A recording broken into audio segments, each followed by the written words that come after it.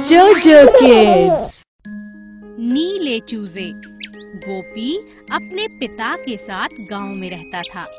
उसके घर में बहुत सारी मुर्गियां थीं। गोपी मुर्गियों को दाना डालता और खुश रहता। एक लाल रंग की मुर्गी उसे बहुत ज्यादा पसंद थी। उसके पिताजी मुर्गियों के अंडे बाजार में बेच दिया करते थे। इसी से उनका घर चला करता था। एक दिन लाल मुर्गी ने अंडे दिए। गोपी ने अपने पिताजी से कहा, पिताजी, इन अंडों को अपने साथ मत ले जाइए। ये लाल मुर्गी के अंडे हैं। इन्हें मेरे लिए यहीं छोड़ दीजिए ना। मैं इनके चूजे देखना चाहता हूँ। गोपी के पिता मान गए और उन्होंने लाल मुर्गी के अंडे गोपी को दे दिए। गोपी ने अंडों का खूब ख्याल रखा। एक दिन उसमें से बच्चे निकलने लगे। सुंदर सुंदर प्यारे प्यारे चूजे। लाल मुर्गी और गोपी बहुत खुश थे। तभी अचानक एक दिन एक व्यापारी गोपी के पिताजी से कहने लगा, अरे सुनो भाई, क्या तुम्हारे पास किसी लाल मुर्गी के चूजे हैं? मैं तुम्हें मुंह मांगी कीमत देने के लिए तैयार हूँ। बस मुझे वो अंडे चाहिए।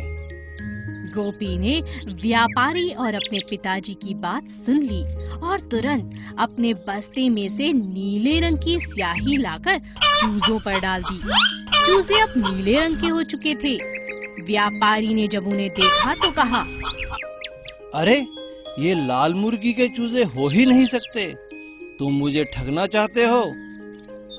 ऐसा कहकर व्यापारी वहाँ से चला गया और इस तरह गोपी ने अपने चूजों को बचा लिया।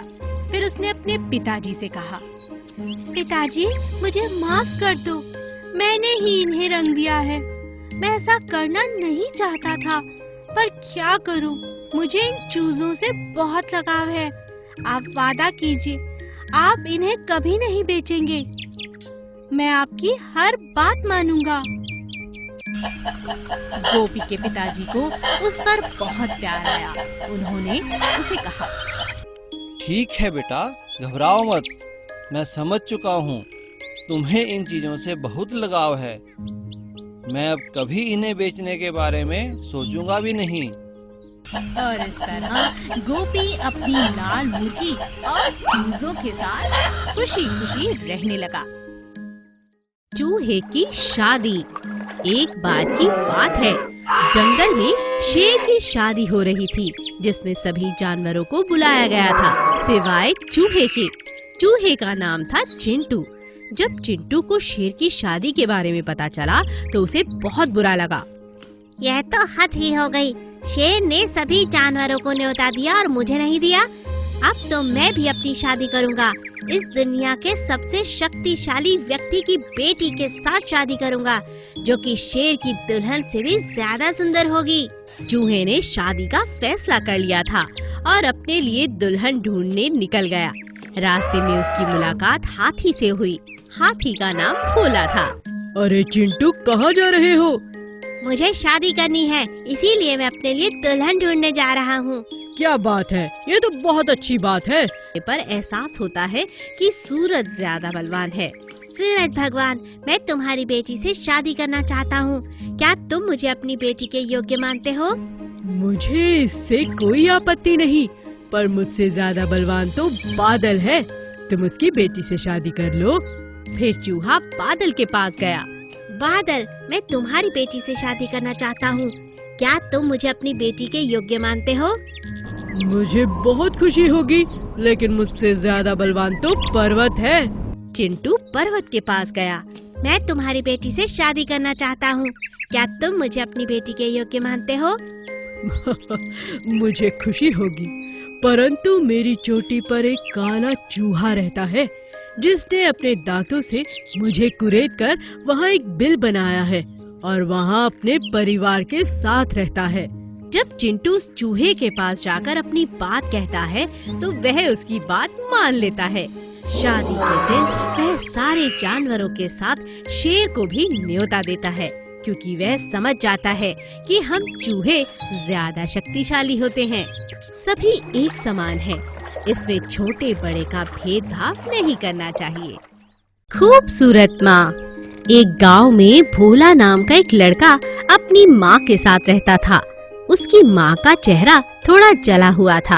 अपनी माँ को भोला पसंद नहीं किया करता था। माँ, तुम बहुत सुबह सुबह सामने मत आया करो। मुझे सुबह के समय सुंदर चीजें देखना अच्छा लगता है, तुम्हारा चेहरा नहीं। ठीक है बेटा, मैं तुम्हारा नाश्ता मेज पर रख दिया करूंगी, तुम इसे खा लिया करना। मैं सुबह के समय तुम्हारे पास नहीं आऊंगी, ठीक है? भोला हमेशा अपनी माँ को कभी अपने स्कूल नहीं आने देता। एक दिन उसकी माँ ने देखा कि स्कूल से टीचर ने माँ के लिए नोटिस भेजा है। माँ चुपचाप स्कूल पहुँच गई। इस बात से भोला बहुत नाराज हो गया। बेटा, मैं तो इसीलिए स्कूल आई थी कि टीचर तुम्हें न डांटे। नहीं माँ, तुम मेरा अपमान करने के इरादे से स्कूल आई थी। मेरे सभी दोस्त तुम्हें देखकर डर गए। ये तुमने ठीक नहीं किया। मुझे अब स्कूल छोड़ना होगा, वरना सब मेरा खूब मजाक उड़ाएंगे। ऐसा मत करो बेटा, तुम पढ़ोगे नहीं तो बड़े आदमी कैसे बनोगे? मेरा सपना है कि तुम बड़े होकर खूब तरक्की करो। नहीं माँ, अब मैं अपनी बेइज्जती बर्दाश्त नहीं कर सकता। भोला ऐसा कहकर वहाँ से चला गया। थोड़ी दूरी पर उसकी मौसी का घर था। वो अपनी मौसी के घर पहुँचा। उसकी मौसी बहुत खूबसूरत थी, इसीलिए उसे अपनी मौसी बहुत पसंद थी। क्या बात है बेटा, आज यहाँ कैसे? भोला ने सारी बात मौसी को बता दी और रोने लगा।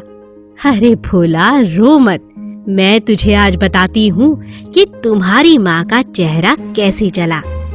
भोला मौसी की बात सुनने लगा।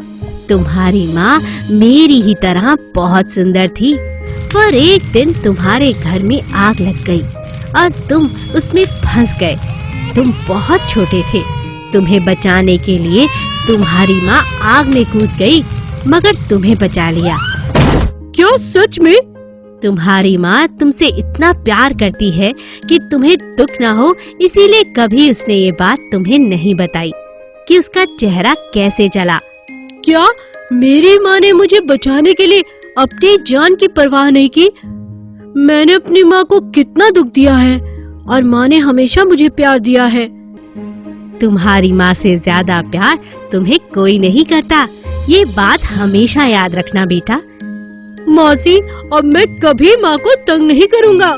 भोला भागता हुआ अपनी माँ के पास जाता है और माँ से माफी मांगता है। मेरा प्यारा भोला बेटा, मेरा बच्चा सबसे अच्छा है। माँ का प्यार ही उसकी सुंदरता है। जादुई बकरी। एक गांव में चरणदास नाम का एक चरवाहा रहता था। उसके पास बहुत सी गायें और बकरियां थी। गोपी नाम का एक छोटा सा लड़का उन बकरियों को रोज गांव से बाहर चराने के लिए ले जाता था। एक दिन गोपी सभी बकरियों को लेकर जा रहा था। तब उसने देखा कि एक बकरी चल नहीं पा रही है। अरे, ये इस बकरी को क्या हो गया? ये चल क्यों नहीं पा रही? ओह, इसके पैर में चोट लगी है। आओ, मैं तुम्हें मरहम लगा देता हूँ। शाम को गोपी ने चरणदास से बताया कि रानी के पैर में चोट लगी है। अरे, ये रानी बड़ी हो गई है, ये तो दूध भी अच्छे से नहीं देती। इसका कुछ करना होगा। तुम जाओ, मैं देख लूँगा। अगले दिन भी रानी चल नहीं पा रही थी। उसका दर्द देखकर गोपी को बहुत दुख हुआ। गोपी दुखी होकर घर चला गया। क्या हुआ गोपी, आज बहुत उदास लग रहे हो बेटा? माँ, चरणदास की बकरियों में एक बकरी रानी है। उसके पैर में चोट लगी है, वो चल भी नहीं पा रही। वो रोज मेरे साथ चरने के लिए जाती है, पर वहाँ कुछ नहीं खाती, बस एक जगह बैठ जाती है। मुझे उसकी बहुत चिंता है माँ। क्या चरणदास उसका इलाज नहीं करवा रहा? नहीं।